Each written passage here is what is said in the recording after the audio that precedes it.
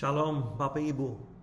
Kita lanjut dalam seri teologi sistematika dan sekarang kita akan belajar tentang siapakah Yesus. Siapakah dia dalam kemanusiaan dan keilahiannya dan beberapa gelar yang dipakai untuk Yesus. Jadi ini penting sekali doktrin siapakah Yesus, karena ada banyak ajaran palsu yang mulai dari pikiran tentang Yesus yang salah. Jadi itu penting sekali kita mengerti secara alkitabiah siapakah Yesus. Sebelum kita mulai, mari kita berdoa. Bapa, kami serahkan waktu ini dalam tangan Tuhan. Tolong kami mengajar dengan baik.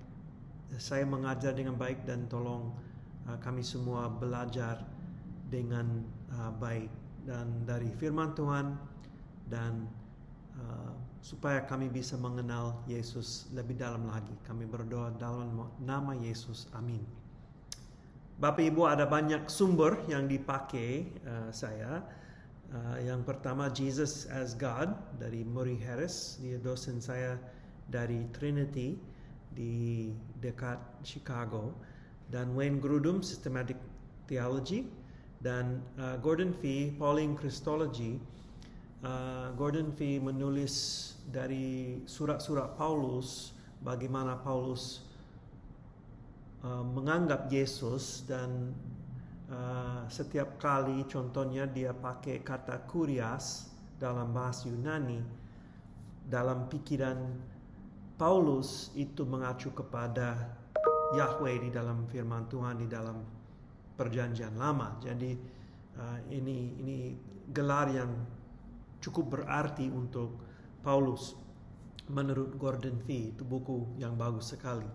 Nah, kita mulai dengan kemanusiaan Kristus dan pasti dengan kelahiran dari anak darah Maria. Jadi saya pakai frasa-frasa dari pengakuan rasuli. Matius pasal 1, kita mungkin semua tahu ayat ini. Matius pasal 1 ayat 18, kelahiran Yesus Kristus adalah seperti berikut. Pada waktu Maria ibunya bertunangan dengan Yusuf, ternyata ia mengandung dari Roh Kudus sebelum mereka hidup sebagai suami istri.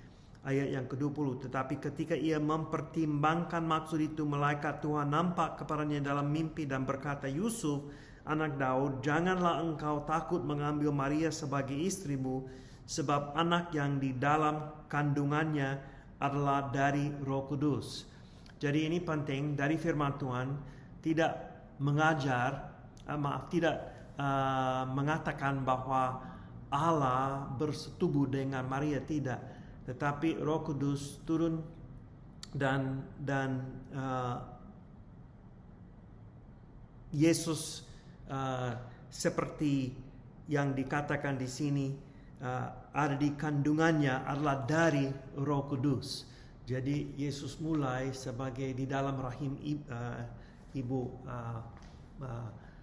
Maria, ya, bukan ibu, belum ibu pada waktu itu. Dan Lukas menjelaskan cerita ini. Malaikat Gabriel menyatakan diri kepada Maria dan menjelaskan apa yang akan terjadi dalamnya, dan dia akan melahirkan sang juru selamat. Itu penting sekali doktrin ini, karena dulu itu nubuatan dari Kejadian pasal 3 ayat 15 kepada Hawa, bahwa anak yang akan datang dari Hawa itu akan menghancurkan kepala si iblis itu. Ayat yang ke-15, Kejadian pasal 3 ayat yang ke-15, aku akan mengadakan permusuhan antara engkau Hawa, iblis, dan perempuan ini Hawa, antara keturunanmu iblis dan keturunannya Hawa. Keturunannya Hawa akan meremukkan kepalamu dan engkau akan meremukkan tumitnya. Jadi ini nubuatan tentang Yesus, kelahiran Yesus Kristus dari manusia. dari manusia yang sudah jatuh, tetapi Yesus dilahirkan tanpa laki-laki, tanpa ayah manusia. Dan itu di dalam Galatia pasal 4 ayat yang keempat sampai ke-5 mengatakan begini, tetapi setelah genap waktunya, maka Allah mengutus anaknya yang lahir dari seorang perempuan dan takluk kepada hukum Taurat. Ia diutus untuk menebus mereka yang takluk kepada hukum Taurat, supaya kita diterima menjadi anak. Jadi Yesus, ini penting sekali, Yesus menjadi manusia untuk menyelamatkan manusia, untuk menyelamatkan kita. Lanjut, ada cukup banyak contoh kelemahan Yesus sebagai manusia dan batasannya. Jadi Yesus itu jelas sekali, Yesus memiliki tubuh. Matius pasal 4 itu cerita tentang pada waktu Yesus digodai oleh iblis. Dia lapar, dia tidak makan 40 hari, dia lapar dan haus. Jadi dia punya tubuh yang bisa menjadi lemah. Jadi betul-betul dia 100% manusia. Tidak sepertinya manusia, tetapi dia betul manusia. Dan ada beberapa ayat yang Bapak Ibu bisa membaca nanti untuk melihat dan belajar bagaimana kelemahan manusia itu dinyatakan dalam Yesus, batasannya.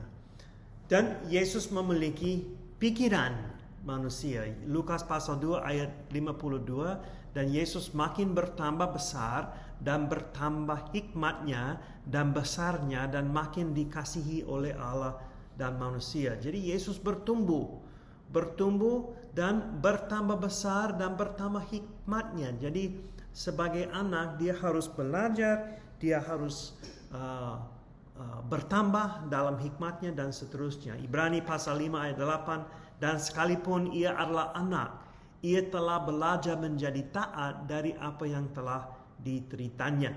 Jadi Yesus adalah anak yang harus belajar, harus menjadi lebih dewasa walaupun dia tidak pernah berbuat dosa. Dia tidak tahu, ada contoh batasannya. Dia tidak tahu tanggal kedatangannya yang kedua. Markus 13:32. Itu tidak berarti dia terbatas dalam keilahiannya, tetapi sebagai manusia dia tidak tahu. Ada yang bilang, oh Allah tidak tahu sesuatu.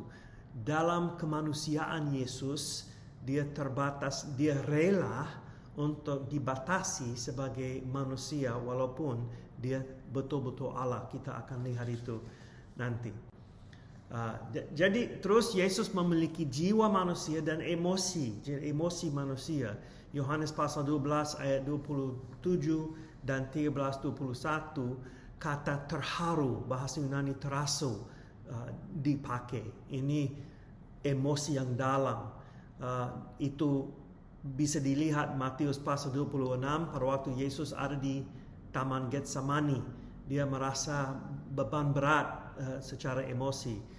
Yesus merasa banyak macam emosi manusia. Matius 8 ayat 10, Yohanes 11. Jadi dia menangis pada waktu Lazarus di kuburan. Dia bersukacita, dia bisa marah dan seterusnya. Yesus belajar menjadi taat. Itu tidak berarti dia tidak pernah tidak taat, tetapi dia belajar sampai ketaatannya digenapi secara utuh. Dan Yesus digodai secara ekstrim. Menurut Ibrani pasal 4 ayat 15, dia digodai jauh lebih serius dibandingkan dengan kita digodai. Jadi dia digodai secara ekstrim tetapi tidak berbuat dosa. Orang-orang dekat dengan Yesus hanya menganggapnya sebagai manusia. Jadi ini penting karena ada yang bilang dia bukan manusia tetapi dinyatakan miripnya manusia. Tetapi orang di sekeliling Yesus menganggap dia itu manusia. Dia orang. Ya, mereka ingat dia dibesarkan di Nazaret. ibunya Maria. Jadi mereka sudah tahu itu. Jadi Yohanes pasal 7 ayat 9.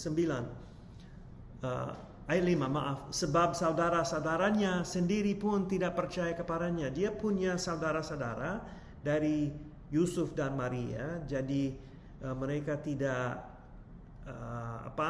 saudara full, tetapi mereka saudaranya, dan mereka tahu ini Yesus ini saudara kita, itu saudara kami, tetapi mereka tidak percaya bahwa dia adalah Mesias.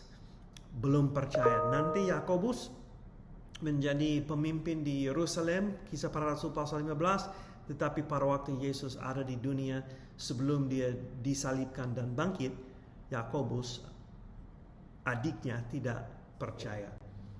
Nah, jadi ada keadaan tak berdosa. Ini sangat penting. Tidak ada bukti bahwa Yesus berbuat dosa. Dia tidak berbuat dosa apapun sama sekali. Jadi kita bisa lihat itu dalam ayat-ayat yang ada di slide. Lukas pasal 2, dia selalu taat terhadap ibu dan ayahnya. Ayat tiri sepertinya. Yohanes pasal 8 ayat 12, terang berarti kesucian secara moral. Jadi Yesus sangat suci secara moral, dan kita lihat Yesus disebut orang kudus, dan beberapa ayat yang dia tampak tak bersalah, tak bercacat, tak ada dosa. Jadi dia orang yang sempurna, yang tidak pernah berbuat dosa. Nah, oleh karena itu dia bisa menyerahkan nyawanya untuk mewakili manusia secara sempurna, karena dia tidak berbuat dosa. Terus mengapa kemanusiaan Yesus secara lengkap diperlukan? Yang pertama, ketaatan yang mewakili manusia. Lukas pasal 4 ayat 1-13 membandingkan dengan Kejadian pasal 2. Jadi Adam dan Hawa jatuh dalam dosa. Yesus digodai tetapi tidak jatuh. Jadi kita bisa membandingkan pada waktu Yesus menghadapi iblis dan godaan dari iblis, dia tidak jatuh. Walaupun Adam dan Hawa pertama kali dihadapi oleh iblis, mereka jatuh. Roma pasal 5 ayat 18-19. Sebab itu sama seperti oleh satu pelanggaran semua orang beroleh penghukuman, demikian pula oleh satu perbuatan kebenaran semua orang beroleh pembenaran untuk hidup. Jadi sama seperti oleh ketidaktaatan satu orang semua orang telah menjadi orang berdosa, demikian pula oleh ketaatan satu orang semua menjadi orang benar. Jadi oleh karena Yesus tidak berbuat dosa, dan dari ketaatannya orang lain bisa menjadi benar. 1 Korintus pasal 15 ayat 45-47, seperti ada tertulis, manusia pertama Adam menjadi makhluk yang hidup, tetapi Adam yang akhir yaitu Yesus menjadi roh yang menghidupkan. Manusia pertama berasal dari debu tanah dan bersifat jasmani. Manusia kedua berasal dari surga. Jadi Yesus bisa mewakili manusia dalam kemanusiaan. Juga kepentingannya untuk menjadi korban penyembahan yang mengganti umat manusia, Ibrani pasal 2, untuk menjadi pengantara di antara Allah dan manusia, 1 Timotius pasal 2, dan untuk menggenapi tujuan Allah yang original, yang aslinya, yaitu manusia memerintah di atas segala ciptaan. Jadi itu tujuan Allah yang original, yang dirusakkan oleh Adam dan Hawa, tetapi dikembalikan, digenapi oleh Yesus Kristus sebagai manusia yang sempurna. Ibrani pasal 2 ayat 8 dan 9. Segala sesuatu telah engkau taklukkan di bawah kakinya. Sebab dalam menaklukkan segala sesuatu kepadanya, tidak ada sesuatu pun yang ia kecualikan yang tidak takluk kepadanya. Tetapi sekarang ini belum kita lihat bahwa segala sesuatu telah ditaklukkan kepadanya. Tetapi dia yang untuk waktu yang singkat dibuat sedikit lebih rendah daripada malaikat-malaikat, yaitu Yesus. Kita lihat yang oleh karena penderitaan mau dimahkotai dengan kemuliaan dan hormat, supaya oleh kasih karunia Allah ia mengalami maut bagi semua manusia. Ia mengalami maut bagi semua manusia. Matius pasal 28 ayat 18, Yesus mendekati mereka dan berkata, "Kepadaku telah diberikan segala kuasa di surga dan di bumi." Jadi oleh karena dia manusia yang sempurna dan taat sampai sempurna, dia diberikan segala kuasa di surga dan di bumi.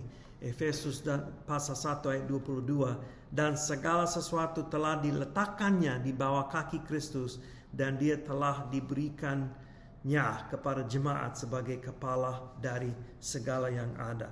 Jadi ini menggenapi tujuan Allah yang original, manusia memerintah di atas segala ciptaan. Yesus menggenapi tujuan Allah itu dalam kemanusiaannya. Oke, nah juga untuk menjadi teladan bagi kita. Dia menjadi manusia untuk menjadi teladan bagi kita. 1 Yohanes pasal 2 ayat 6, barang siapa mengatakan bahwa ia ada di dalam dia, ia wajib hidup sama seperti Kristus telah hidup. Kristus sudah kasih contoh, teladan kepada kita untuk kita. 1 Yohanes pasal 3 ayat 2 sampai 3, saudara-saudaraku yang kekasih, sekarang kita adalah anak-anak Allah, tetapi belum nyata apa keadaan kita kelak. Akan tetapi kita tahu bahwa apabila Kristus menyatakan dirinya, kita akan menjadi sama seperti dia, sebab kita akan melihat dia dalam keadaannya yang sebenarnya. Setiap orang yang menaruh pengharapan itu kepadanya, menyucikan diri sama seperti dia adalah suci.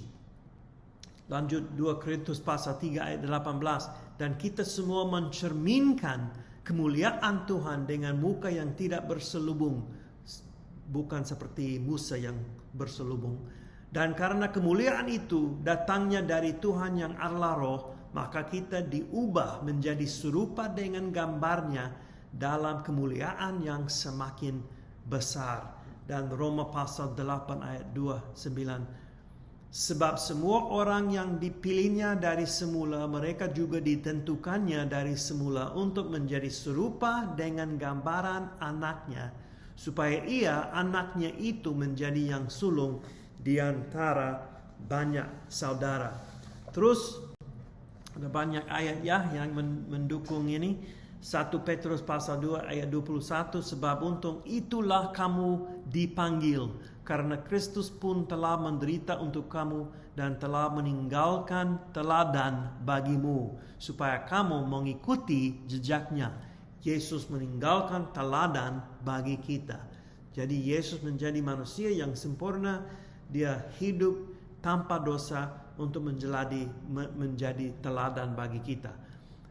Kita tahu bahwa kita berbuat dosa, tetapi kita sekarang punya teladan dalam Yesus Kristus. Standar yang tertinggi, yang tersempurna.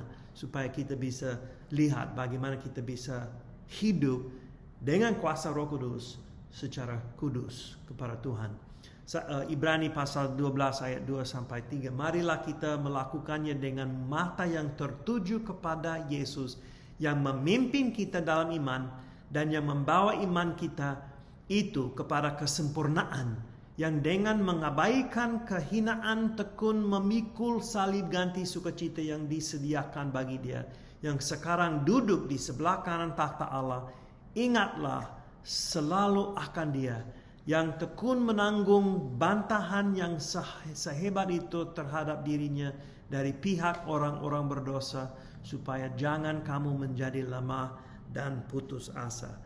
Yesus adalah teladan bagi kita juga dalam kematiannya. Filipi pasal 3, Kisah Para Rasul pasal 7.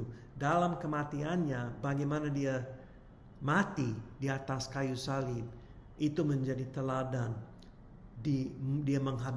Yesus menghadapi kejahatan, tidak bicara tetapi menyerahkan diri kepada Tuhan, itu menjadi teladan bagi kita yang mungkin menderita atau dianiaya.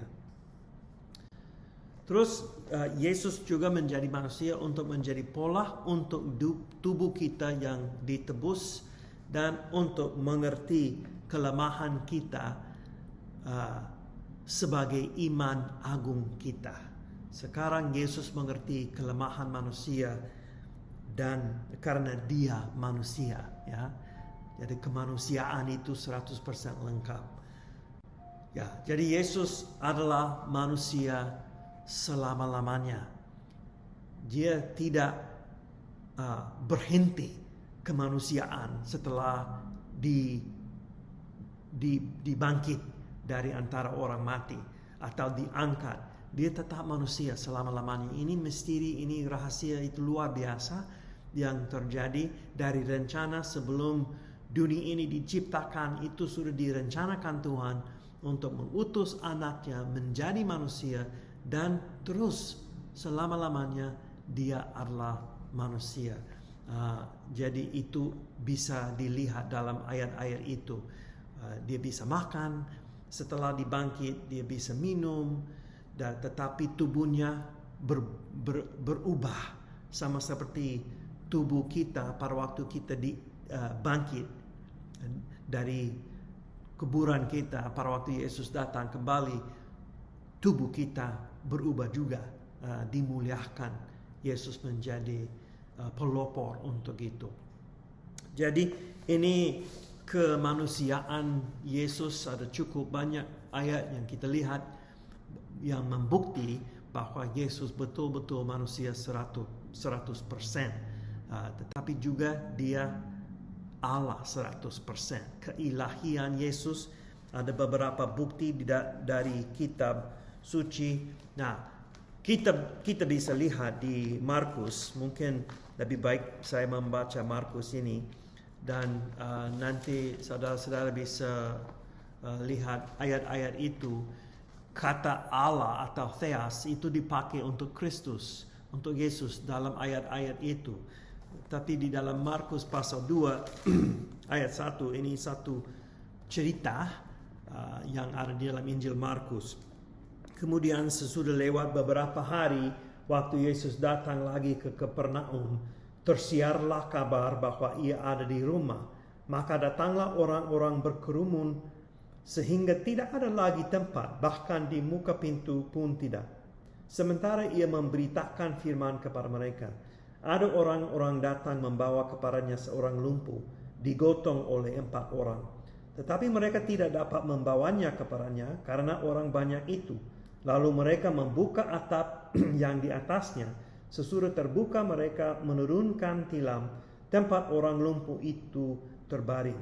Ketika Yesus melihat iman mereka, berkatalah ia kepada orang lumpuh itu, "Hai anakku, dosamu sudah diampuni."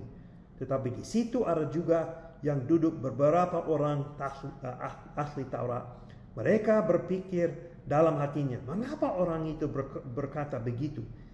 Ia menghujat Allah. Siapa yang dapat mengampuni dosa selain daripada Allah sendiri? Tapi Yesus segera mengetahui dalam hatinya bahwa mereka berpikir demikian. Lalu ia berkata kepada mereka, mengapa kamu berpikir begitu dalam hatimu? Manakah lebih mudah, mengatakan kepada orang lumpuh itu, dosamu sudah diampuni, atau mengatakan, bangunlah, angkatlah tilammu dan berjalan? Tetapi supaya kamu tahu bahwa di dunia ini anak manusia berkuasa mengampuni dosa, berkatalah ia kepada orang lumpuh itu, kepadaku kukatakan, bangunlah, angkatlah tempat tidurmu dan pulanglah ke rumahmu. Itu menarik karena Yesus sebagai orang Yahudi tidak berdebat tentang keidentitasnya sebagai Allah. Kalau mereka komplain, orang ahli Taurat, bahwa hanya Allah bisa buat begitu. Yesus tidak membalas, oh ya begitu, ya sebenarnya saya bukan Allah, tetapi saya mewakili Allah dan mengampuni orang ini. Tidak. Dia langsung ambil identitas itu sebagai Allah. Allah yang berhak untuk mengampuni dosa orang. dan dia membuktikan itu dalam penyembuhan orang lumpuh itu. Jadi itu luar biasa. Cukup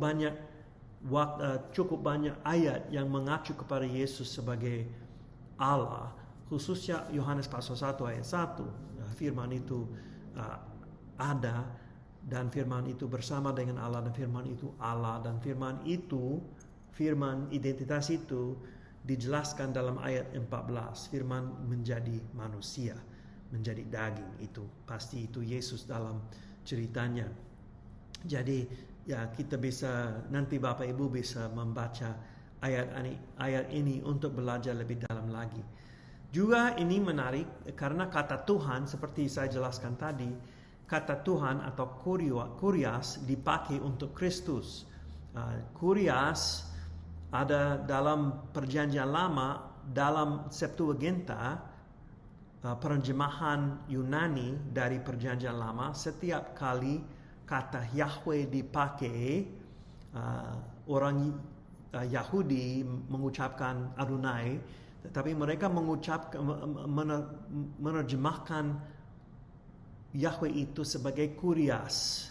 Dan dalam terjemahan kita sekarang di TTB contohnya, ada Tuhan dengan huruf besar. Setiap kali kita lihat Tuhan huruf besar, itu mengacu kepada Yahweh, nama Yahweh. Tetapi di dalam Perjanjian Baru, pada waktu mereka pakai kata kurias, mereka mengacu kepada Septuaginta, karena mereka sering mengutip dari Septuaginta, terjemahan dari Perjanjian Lama dalam bahasa Yunani.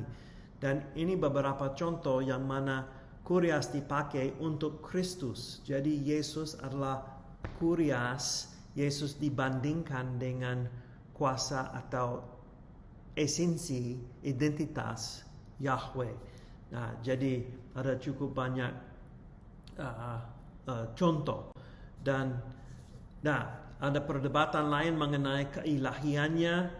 Jadi dalam Yohanes pasal 8 ini perdebatan dengan orang Farisi dan ahli Taurat lagi, dan ini agak jelas pendapat Yesus tentang diri sendiri.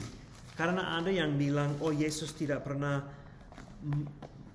menganggap dia sebagai Allah, atau tidak menyatakan dia sebagai Allah. Tetapi seringkali dia mengacu kepada ayat-ayat dalam Perjanjian Lama, dan jelas sekali intinya, maksudnya dia adalah Allah. Jadi ini contohnya Yohanes pasal 8 ayat 57-58. Maka kata orang-orang Yahudi itu kepadanya, umurmu belum sampai 50 tahun dan engkau telah melihat Abraham.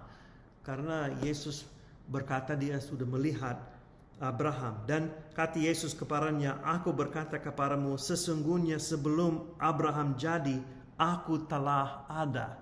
Nah, frase itu, aku telah ada, atau ego eimi dalam bahasa Yunani, mengacu kepada Keluaran pasal 3 ayat 14, yang mana Allah menyatakan diri kepada Musa dari semak duri itu yang bernyala. Jadi bisa lihat dari dalam Yohanes pasal 6, 8, 10, beberapa kali Yesus mengatakan, aku telah ada, atau ego eimi, mengacu kepada Yahweh itu, identitas itu.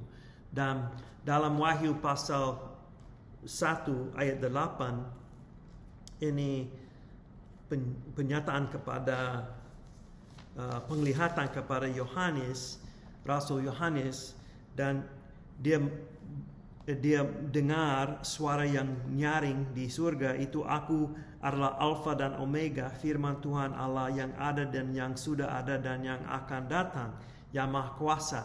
Itu jelas di situ dalam konteksnya itu Allah Bapa, Allah, ya, Tuhan. Tetapi juga dalam Wahyu pasal 22 ayat 13, aku adalah Alfa dan Omega, yang pertama dan yang kemudian, yang awal dan akhir. Ya, siapakah bilang begitu? Itu dikatakan oleh Yesus. Jadi tidak bisa Alfa dan Omega dua pribadi.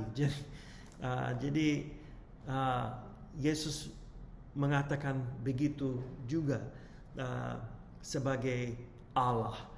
Dan kita sudah diskusi Yohanes pasal 1 ayat 1 dan 14, Yesus adalah firman Allah, dan Yesus memakai gelar anak manusia untuk diri sendiri 84 kali dalam Injil-Injil, dan itu mengacu kepada Daniel pasal 7 ayat 13 sampai 14, anak manusia yang mendekati Allah dan diberikan otoritasnya. Jadi ada anak manusia, ada makhluk di situ di Daniel yang dilihat Daniel, dan itu frase itu anak manusia diambil oleh Yesus untuk diri sendiri, yang dia jelas sekali mengidentitaskan diri sebagai anak Allah, Mesias itu, dan dengan keilahiannya. Jadi ada cukup banyak ayat lain gelar anak Allah menyamakan Yesus dengan Allah, khususnya dalam Injil Yohanes sebagai anak Allah. Yesus dapat dipercayai untuk kehidupan kekal. Dia memiliki otoritas dari Allah Bapa sebagai anak Allah. Sesudah ada sejak permulaan zaman yang diutus oleh Bapaknya. Ibrani pasal 1 ayat 1 dan sampai 3 itu ayat kunci, referensi kunci dalam diskusi ini. Kita bisa lihat Ibrani pasal 1 ayat 1 sampai 3. Setelah pada zaman dahulu Allah berulang kali dan dalam pelbagai cara berbicara kepada nenek moyang kita dengan perantaraan nabi-nabi, maka pada zaman akhir ini Ia telah berbicara kepada kita dengan perantaraan anaknya yang telah Ia tetapkan sebagai yang berhak menerima segala yang ada. Oleh Dia Allah telah menjadikan alam semesta. Ia adalah cahaya kemuliaan Allah dan gambar wujud Allah, dan menopang segala yang ada dengan firman-Nya yang penuh kekuasaan. Dan setelah Ia selesai mengadakan penyucian dosa, Ia duduk di sebelah kanan yang maha besar di tempat yang tinggi. Jadi jelas sekali keilahian Yesus, dan ada beberapa bukti lain yang bahwa Yesus memiliki sifat-sifat keilahian, kemahakuasaan, Dia kekal, kemahatauan, kemahahadiran, kedaulatan, kekekalan atau keabdian, layak untuk disembah.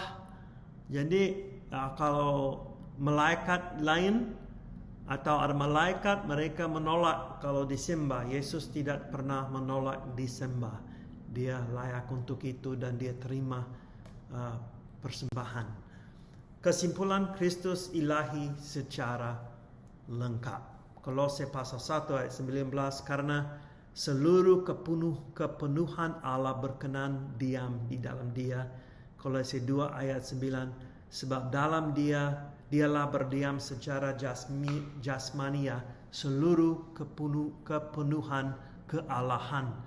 Matius pasal 1 ayat 23, sesungguhnya anak dari itu akan mengandung dan melahirkan seorang anak laki-laki, dan mereka akan menamakan Dia Immanuel, yang berarti Allah menyertai kita. Jadi dalam Yesus ini Allah menyertai kita. Nah, mengapa keilahian Yesus diperlukan? Kenapa doktrin ini penting? Yang pertama, hanya seseorang yang adalah Allah yang tak terbatas dapat menanggung semua dosa di dalam dunia ini. Ini teori dari Anselm dalam bukunya Cur Deus Homo, bahasa Latin, kenapa Allah menjadi manusia, artinya. Jadi dia menjelaskan karena satu dosa pun bisa menjadi layak untuk murka Allah jatuh ke atas orang itu. Satu dosa pun. Karena tak terbatas itu menyinggung Allah. Jadi hanya Allah yang tak terbatas bisa memuaskan murka Allah itu dengan pengorbanan yang tak terbatas. yang sempurna. Dan hanya manusia bisa buat itu untuk mewakili manusia. Tetapi bukan manusia saja, tetapi manusia yang juga Allah, bisa mewakili Allah. Jadi keselamatan kita tahu dari Yesaya pasal 43 berasal dari Allah. Jadi itu penting sekali, Yesus adalah Allah. Nah, beberapa hal poin terus keilahian dan kemanusiaan dalam satu pribadi, yaitu Yesus. Apollinarianisme, ini salah satu pikiran yang tidak pas. Pikiran akal budi dan Roh Kristus terpisah. Dan tetapi pandangan ini ditolak oleh Konsili Alexandria dan Konsili Konstantinopel. Jadi ada tubuh manusia dan hakikat ilahi yang terpisah. Tetapi ini tidak pas. Nestorianisme ada dua pribadi yang terpisah dalam Kristus. Suatu pribadi manusia dan suatu pribadi ilahi. Nestorius adalah uskup Konstantinopel pada tahun 438, tetapi itu dikatakan salah juga. Jadi Nestorius mengatakan bahwa Maria melahirkan seorang manusia yang diisi dengan keilahian, bukan melahirkan pribadi Allah, anak Allah. Jadi ini beda sekali. Dan monofisit atau eutychianisme, Yesus memiliki satu hakikat saja. Eutychus mengajar pandangan ini. Jadi Konsili Chalcedon itu penting karena itu menjelaskan teori yang pas atau pengajaran doktrin yang pas mengenai siapakah Yesus. Saya akan membaca ini. Dengan meneladani para bapa suci, kami sepenuhnya mengajarkan dan mengakui Sang Putra yang satu dan sama, Tuhan kita Yesus Kristus, yang sempurna dalam keilahian dan sempurna dalam kemanusiaan yang sama, yang adalah Allah sejati dan manusia sejati yang sama, yang terdiri atas tubuh dan jiwa yang rasional, yang sehakikat konsubstansial dengan Sang Bapa dalam keilahiannya dan sehakikat dengan kita dalam kemanusiaannya. Sama seperti kita dalam segala hal kecuali dalam hal dosa. Ia keluar dari Sang Bapa sebelum segala zaman dan pada hari-hari terakhir ini demi kita dan demi keselamatan kita dilahirkan dalam kemanusiaannya dari perawan Maria, Bunda Allah. Kami mengakui bahwa Kristus Tuhan dan Putra Tunggal yang satu dan sama itu dikenal dalam dua hakikat tanpa kekacauan, perubahan, pemilahan atau pemisahan. Perbedaan antara hakikat tidak dihilangkan oleh kebersatuannya, akan tetapi karakter masing-masing dari kedua hakikat itu terlestarikan karena keduanya berada dalam satu pribadi prosopon dan satu hipostasis. Jadi itu statement dari Konsili Chalcedon yang menyimpulkan Yesus sebagai Allah dan manusia, 100% ilahi dan 100% manusia. Nah, beberapa hal dengan cepat saya mau kasih lihat beberapa slide untuk gelar-gelar Yesus. Nanti Bapak Ibu bisa membaca dan belajar sendiri. Kristus sebagai Nabi dalam Ulangan pasal 18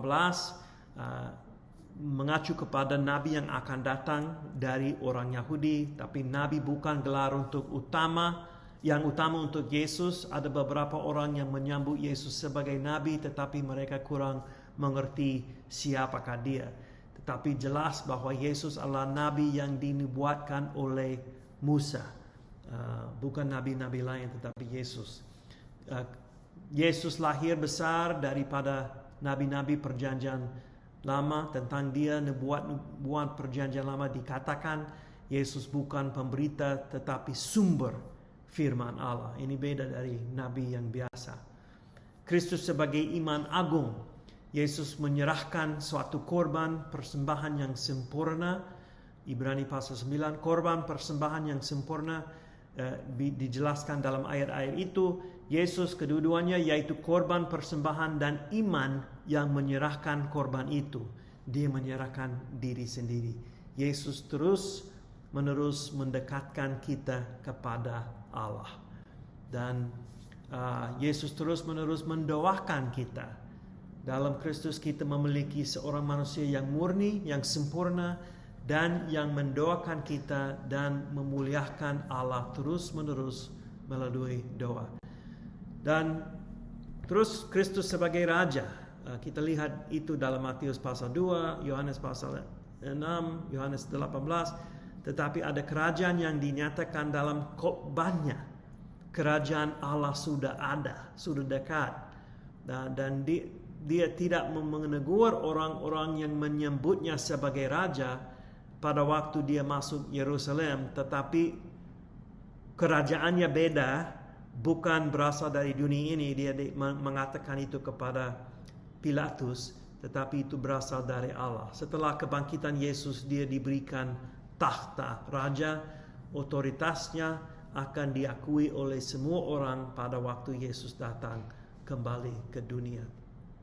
Dan yang terakhir, tugas kita sebagai anak-anak Allah, sebagai dalam tubuh Yesus, tugas kita sebagai nabi-nabi, imam-imam dan raja-raja. Kita nabi-nabi pada waktu kita menyampaikan firman Tuhan kepada orang lain.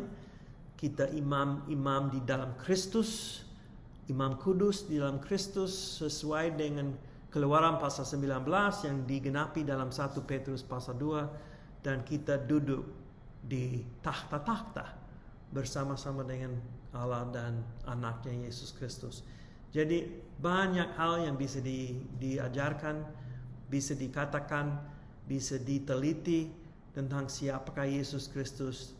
Tapi pada intinya kita lihat dari firman Tuhan, Yesus adalah manusia 100%, Yesus adalah Allah 100%.